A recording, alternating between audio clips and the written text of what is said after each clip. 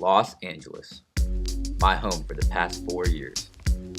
Images of Hollywood, the beach, fancy cars instantly come to mind. But wait, there's more to the city of angels than that.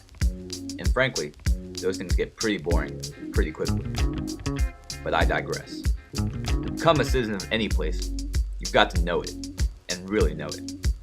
Beyond what the travel guides and magazines say, beyond the glamour of pictures and movies.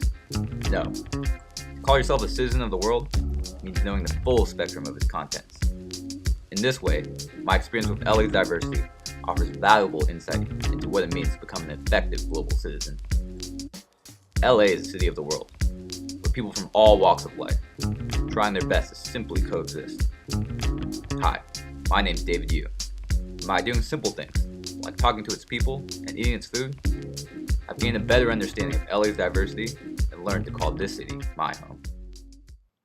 First, I meet up with my longtime friend Jesse, executive producer of UCLA's Jazz Reggae Festival, a Los Angeles institution that plays host to 30,000 of LA's jazz, reggae, and hip-hop lovers every year. I pick him up from a local morning radio show where he's promoting this year's festival, and we're heading to Koreatown for brunch. We order a plethora of Korean barbecue and side dishes, and talk about how, despite our first impressions of LA, we've learned to really love the city. We've allowed ourselves to explore the city, and the best thing about LA is there's always something new to find. With the sound of sizzling meat in the background, we discuss how its diversity and endless opportunities that make LA so unique. I think LA has the biggest Belizean community outside of Belize. Biggest Belizean community. Have the biggest Persian community outside of Iran. There's a lot of Largest Mexican population outside Mexico, obviously. And so you are traveling the world when you're traveling around LA. After eating our weight in grilled meats and kimchi, we jump back in the car and head to Thai-town for dessert.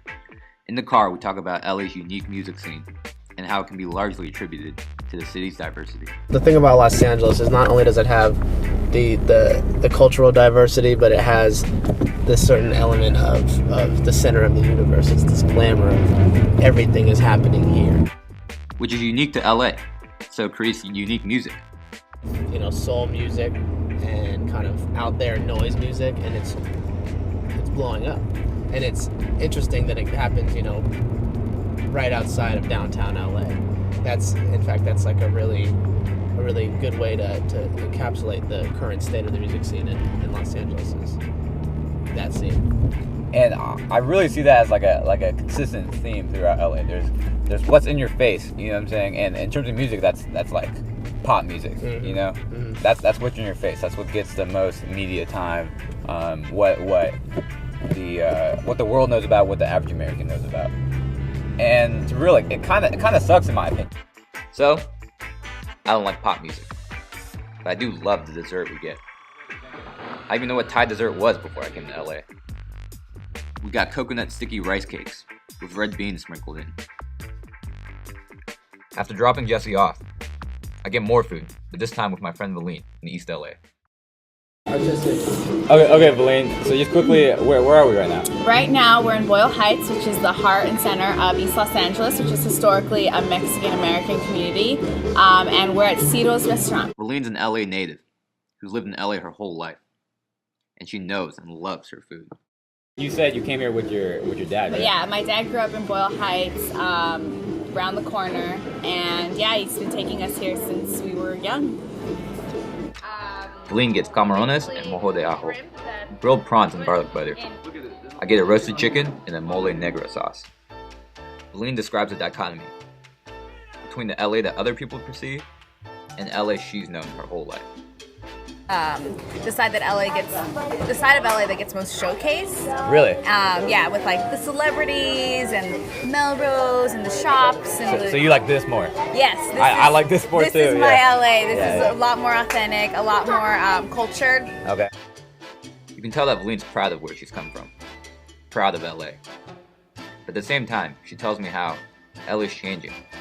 In the car, you mentioned how like East LA is for sure getting gentrified and like. Yeah, well, there's this whole trend in LA. It's becoming a lot more hip. LA is trying to like change their look a little bit.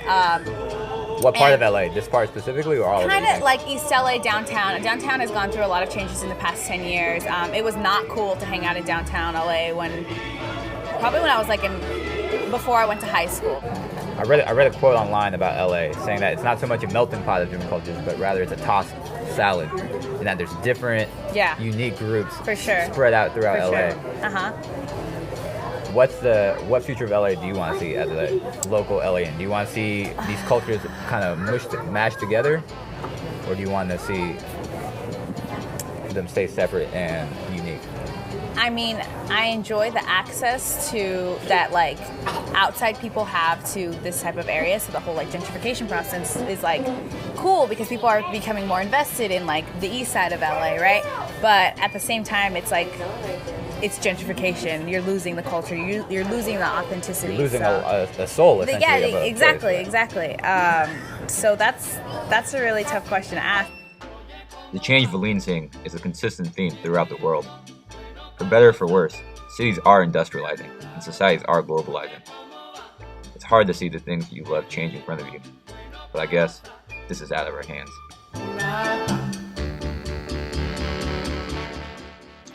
With Valene's words and all that Mexican food still digesting within me, I get back on the 10 and meet up with my friend Max Gibson at Downtown Loft. Max is a writer for the online magazine Wine and Bow Ties, which discusses everything from food to art to fashion. This video with celloist Yo-Yo Ma and hip-hop dancer Lil Buck is a good example of what they like to discuss. I really like what Max has to say about LA. So vast, like there's so much to take in, there's so many people, there's so many different areas. Like I'm always like, damn, like LA's so crazy because it's like, you could be in Venice, for example, and then there's so many people in Venice like on a Sunday, and then you're sitting in Venice and you're like, damn, well, there's probably just as many people in Hollywood that are in Santa Monica, that are in Manhattan Beach, that are in downtown, like, so it's overwhelming in the sense that like, sometimes I feel like you want to like take it all in at once. Be in like 10 different places at once. Exactly. Yeah. Max goes on to talk about how LA's diversity constantly gives him new perspectives as a writer. So you're constantly exposed to different people, constantly exposed to, different outlooks.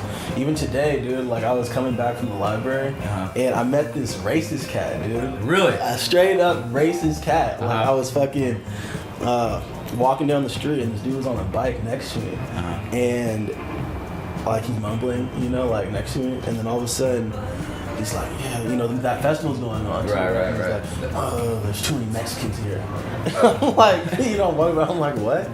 And then I'm like, I look over, he's still walking his bike up, and he's like, yeah, too many Mexicans and niggers. Wow. And I was like, damn. But Max being Max ultimately has a positive outlook. The thing is that like everyone has a story, you know what I mean? And it's like I walk by these people downtown and I'm just so curious to know what their story is, you know what I mean? To know like, what's been really meaningful in their lives, what's been really challenging, why, are we intersecting at this moment in our lives. After the interview, Max brought me to his favorite view of the city, where a day of exploration ended. I felt small in that moment. LA, like the world, is too big to experience, even in a lifetime. At the same time, I felt hopeful that given more time, I would be able to satisfy that curiosity Max was talking about. Talk to more people, and live new experiences. And that's what diversity is ultimately about, and what being an effective citizen is all about. An exploration of new things, and a willingness to go out and live them. Not just what's put in front of you, or even what's most appealing, but understanding of all perspectives, top to bottom. My name is David Yu, and every day I try to become a more effective citizen of LA and the world.